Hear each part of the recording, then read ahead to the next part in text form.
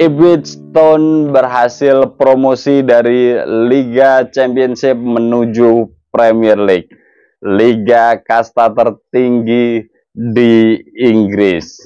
Hasil memukau ini setelah pada musim 2023-2024 tampil gemilang selama 46 kali pertandingan, menang 28 kali, seri 12 kali, kalah 6 kali, mencatatkan 96 poin, mengakhiri kompetisi berada di posisi runner up, menjadikan Ipswich berhak tampil di Premier League, liga terbaik di dunia. Kabar ini tentu saja menjadi kabar gembira bagi kita semuanya, bagi tim nasional Indonesia, dan bagi semua fans tim nasional Indonesia garis keras, utamanya fans seorang Elkan Bagot. Karena hingga detik ini nama Elkan Bagot tercatat dalam skuad Ipswich Town yang akan mengarungi Premier League 2024-2025. Bahkan beberapa hari ini akun Instagram dari Ipswich memposting seorang Elkan Bagot ikut latihan bersama tim, dan disusul akun Instagramnya Elkan Bagot, dia memposting latihan bersama Ipswich Town. Ya, semoga sajalah ini menjadi awal karir, perjalanan karir yang indah, semakin bersinar, dan tentu saja penampilan seorang Elkan Bagot makin hari makin baik di kemudian hari. Pertanyaannya, mampukah seorang Elkan Bagot bersaing untuk bisa mendapatkan posisi, mendapatkan menit bermain bersama Ipswich yang akan mengarungi Premier League 2024-2025? Ya, menarik untuk membahas pemain yang satu ini. Dan sebelum kita lari ke sana, tidak ada salahnya kita flashback ke belakang berkaitan dengan siapa sosok dari seorang Elkan Bagot. Elkan Bagot sendiri lahir 23 Oktober 2002, dan ternyata Elkan ini lahir di Thailand. Ya, jadi orang tuanya, sang ibu itu dari Indonesia, terus kemudian sang bapak dari Inggris. Akan tetapi karena ada sesuatu hal pekerjaan mungkin, Elkan Bagot lahir di Thailand dan tumbuh di Thailand sampai pada tahun 2008 bersama dengan keluarganya. Elkan Bagot pindah ke Jakarta. Sempat bersekolah di British School of Jakarta. Kemudian 2011 Elkan Bagot dan keluarganya memutuskan untuk pindah ke Inggris dan menetap di sana hingga hari ini. Tentu saja ini menjadi lika-liku perjalanan seorang Elkan Bagot dan keluarganya. Sementara itu karir dari seorang Elkan Bagot memang, Elkan Bagot ini anak didik dari Ipswich dari awal, Jadi dari masih SSB-nya istilahnya, terus kemudian juniornya, hingga saat ini masih terdaftar di dalam skuad Ipswich Town. Namun untuk bisa melihat perkembangan dari seorang Elkan Bagot, manajemen Ipswich meminjamkan beberapa kali bersama King Line, Liga Kasta keempat, terus kemudian ada Gillingham, terus kemudian terakhir Bristol Rovers. Elkan Bagot dipinjamkan di situ dan bisa mendapatkan caps bermain yang banyak, sehingga harapannya menit bermain mendapatkan jam terbang akan bisa mengasah kualitas Elkan Bagot, dan pada akhirnya berjalannya waktu semakin keren, otomatis market value-nya semakin naik, dan bisa jadi jika memang Ipswich memerlukan jasa pemain yang satu ini akan bisa ditampilkan dalam pertandingan-pertandingan mengarungi Premier League 2024-2025. Market value dari seorang Elkan Bagot ini 4,3 miliar. Kalau saya lihat di dalam skuad Ipswich, dari pemain-pemain yang ada, memang harga atau market value dari seorang Elkan Bagot ini masih di posisi paling rendah. Ada beberapa pemain yang hampir sama market value-nya itu di angka ya 5,5, 6 miliar itu ada beberapa. Terus kemudian dan memang skuad dari Ipswich itu juga tidak terlalu istimewa. Yang harganya 100 miliar, 200 miliar itu bisa dihitung dengan jari 2 atau 3 pemain saja. Lainnya rata-rata belasan miliar sampai puluhan miliar. Dan memang klub ini tuh hampir mirip dengan Como. Como juga gitu. Market value dari Ipswich itu sekitar 1 triliun. Lebih sedikit. Como juga hal yang sama. Jadi dari seri B menuju seri A, ya. Terus kemudian kalau dari Ipswich itu dari Liga Championship menuju Premier League. Market value-nya hampir sama. Dan ya ini salah satu kelebihan dari cara memanage ya, manajerialnya ya. Jadi dengan angka atau market value hanya segitu, bisa jadi semoga saja nanti bisa bersaing, minimal bisa bertahan di Premier League lah ya. Mampukah seorang Elkan Bagot menembus atau mendapatkan kesempatan bermain di Premier League sekaligus menjadi debut yang manis ya, dan sejarah bagi Indonesia ada pemain yang bisa bermain di Premier League ya. Sebentar lagi titik kepastiannya sebenarnya lebih tinggi dari Jay Itzes ya. Jay Itzes itu ya hingga saat ini Jay Itzes masih bersama dengan Venezia dan ya dia pemain inti di seri B, kemudian promosi kesempatan untuk bermain di seri A-nya jauh lebih besar atau di kompetisi tertinggi bersama klubnya dibandingkan Elkan Bagot.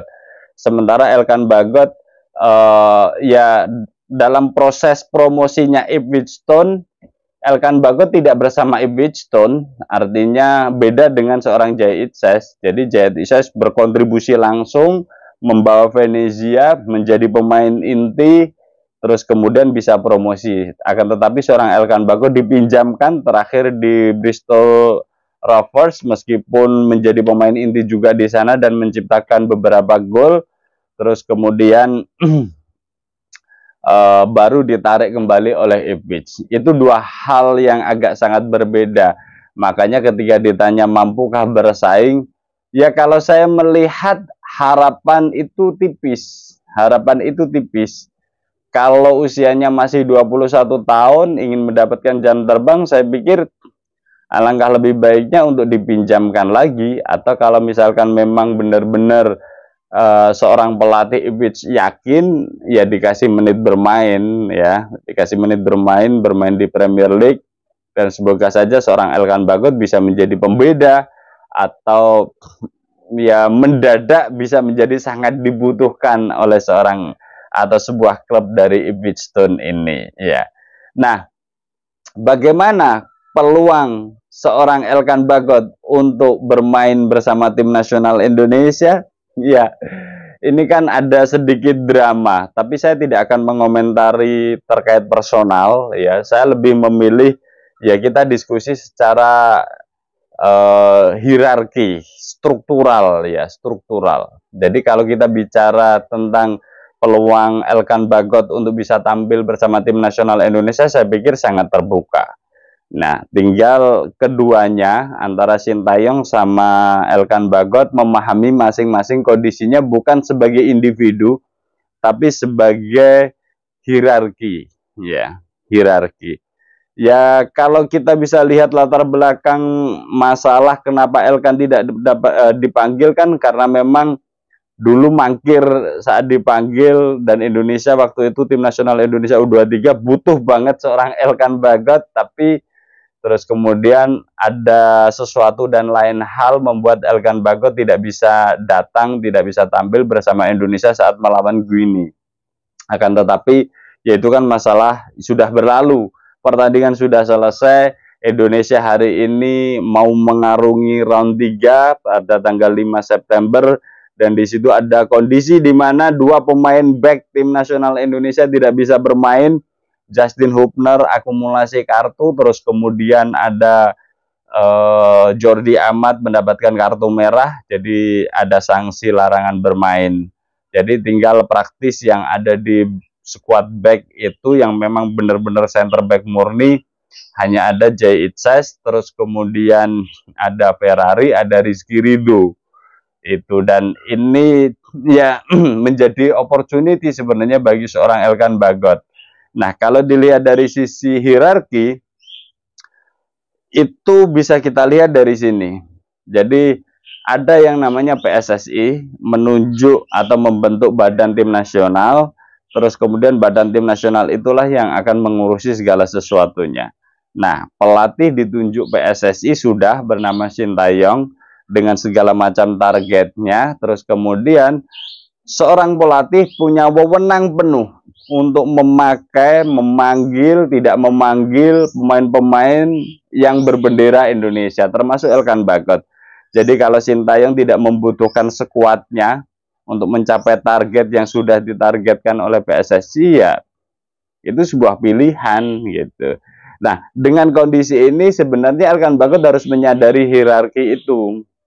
Ya, jadi ya perjalanan masih panjang dari seorang Elkan Bagot, masa depan masih cerah. Jadi kalau menurut hemat saya, ya Elkan Bagot harus memahami hierarki itu tadi, struktur organisasi di dalam sebuah klub atau tim nasional itu tadi.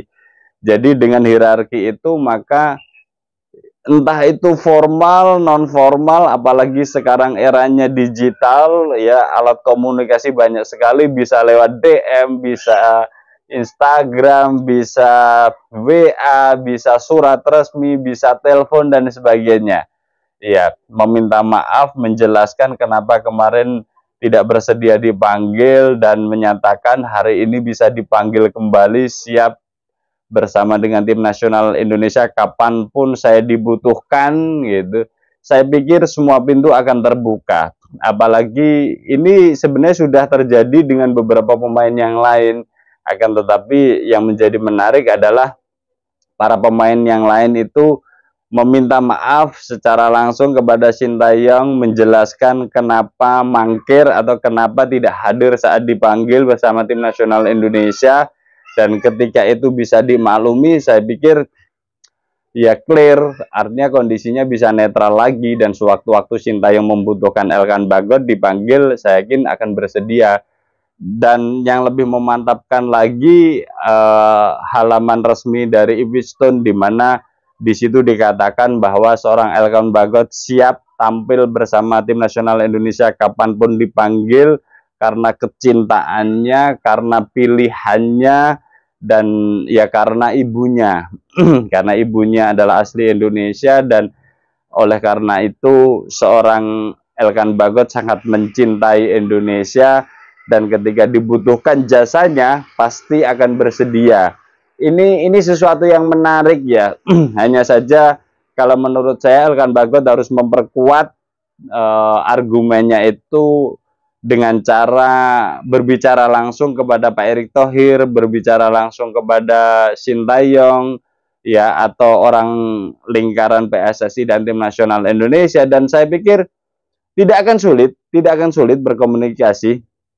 PSSI saya yakin pun akan sangat terbuka, Sintayong akan terbuka, dan nanti akan memulai lembaran baru lah istilahnya. Iya.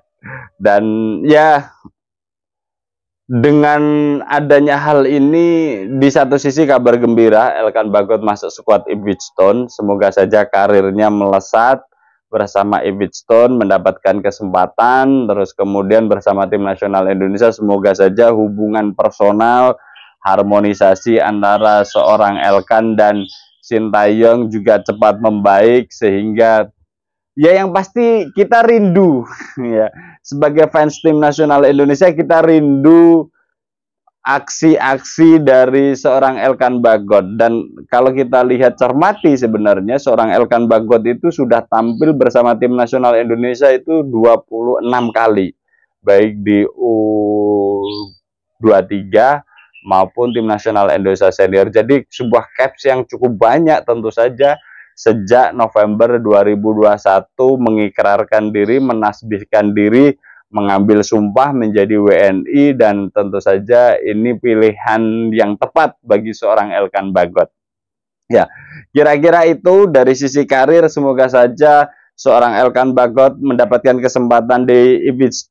Terus kemudian dari sisi bersama dengan tim nasional Indonesia, seorang Elkan Bagot harus bisa memberikan atau membaca berkaitan dengan hierarki, struktur organisasi.